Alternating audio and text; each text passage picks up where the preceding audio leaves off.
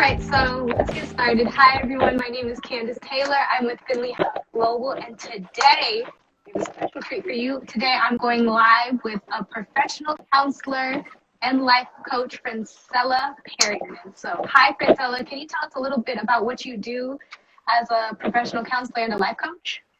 So, as you said, my name is Francella Perryman. I am a professional counselor and life coach. I have been counseling for over 10 years. I have a degree from Lindenwood University, a master's degree from Lindenwood University. I've done everything from group therapy, family therapy, couple therapy, substance abuse. I have over 10 years experience in working with people and pushing them through their struggles, and so I basically just try to help people overcome obstacles in their lives to live a better life. Wow, that sounds like a great job. Well, everyone, September is National Suicide Prevention Month. According to the World Health Organization, suicide is the 17th leading cause of death worldwide. That's actually an extremely large percent of people. The 10th leading cause of death in the US and the 4th leading cause of death among teens 15 to 19 is suicide, and it is 100% preventable, and I guess it seems to be a very hard thing for people to talk about. Absolutely. I think the struggle surrounding talking about it is just the embarrassment or the shame that we attach to it as individuals. There's a lot of sort of persecution surrounding having a mental illness or struggling with something, like you're looking weak or you're not as strong, or the whole idea that you just need to kind of like suck it up and get over it. And that's not always necessarily the case. People don't want to talk about it because they consider themselves a burden, and the stigmas associated with talking about it and getting it out need to be eliminated. It doesn't make you any less of a person that you're having a hard time. And whether we recognize it a lot or not, a lot of us have hard times and have struggles. We just all handle them differently. And so some people need a little bit more help than others.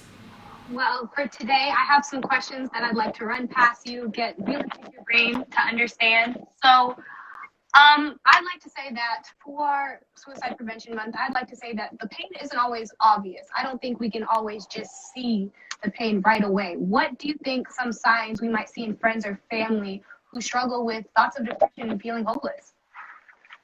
I think some of the general signs, like the more simpler signs, is you can recognize a change in behavior. They're frustrated a little bit easier. They struggle with being able to regulate their sleeping habits. You may notice that they're sleeping longer or they're sleeping shorter periods of times. Also, on a bigger level, you will notice that they will mention things like they're feeling like a burden, they don't want to ask you for anything, or they don't want to reach out for help. Some emotional distancing, not necessarily always telling you what's going on in their life, giving vague answers. You know, sometimes when you ask somebody how they're doing and they just give you the brush off of, oh, I'm okay, we need to probe a little bit more and give a few more details. Thank you. Also, I feel like, what are we supposed to do if we recognize something is wrong? Like, what am I supposed to do? What's the best way to reach out to that person? What would I say to them? Pull them to a side, pull them to the side and talk about how things are going with them. Intentionally, how things are going with you. Not how are you doing, hi and bye, but more so, how are you coping with everything that's going on in your life right now?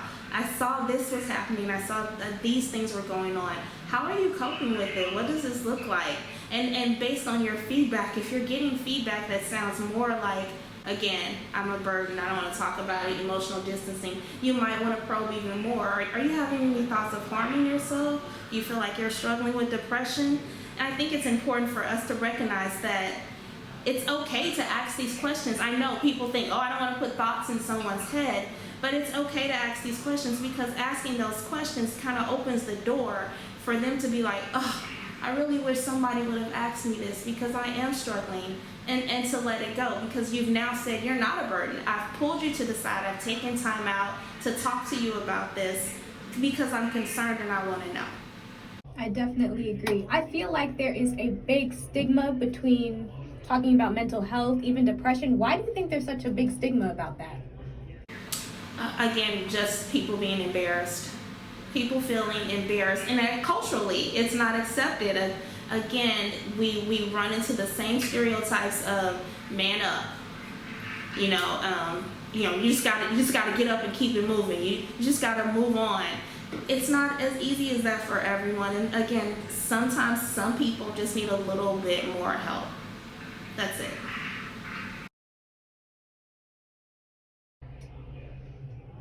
And then for the people who are thinking about harming themselves, what do you have to say to them? Talk to someone. Find somebody you trust, friends, family.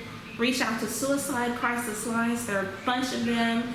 You can always call the crisis lines. They're free. They're anonymous. People don't know you, so you can kind of dump on them. Get whatever you're feeling out and let them know what's going on. And if you need even more help with that, again, reaching out to someone, connecting with them, and figuring out what your next steps are.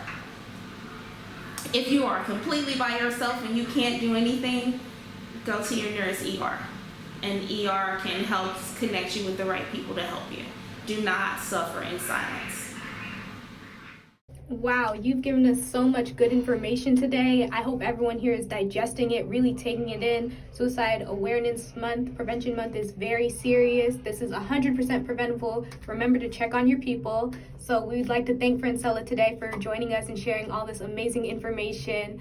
For more information, you can visit Francella's website, butterflyhouselifecoaching.com. Sorry about that. Once again, I'm Candace Taylor with Finley House Global. This was me going live with Francella today. Thank you.